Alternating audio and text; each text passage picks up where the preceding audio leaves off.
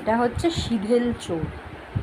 দেখুন, টাকা পয়সা থেকে শুরু করে প্রত্যেকটা ছোটোখাটো জিনিস ও চুরি করে এরম করে নেয়। খৈনি প্যাকেট, মানে লোকে খৈনি খাবে সেটা পর্যন্ত ওর দরকার হয়ে যাবে।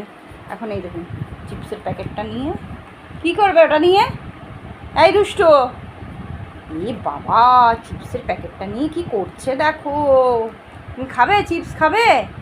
দাঁড়া বলছি, বড়দাদুকে বলছি। হ্যাঁ, কত বলো চললে এটা, কত বলো চল এটা। এ বাবা, হ্যাঁ, চিপসের প্যাকেট নিয়ে বসে গেছে।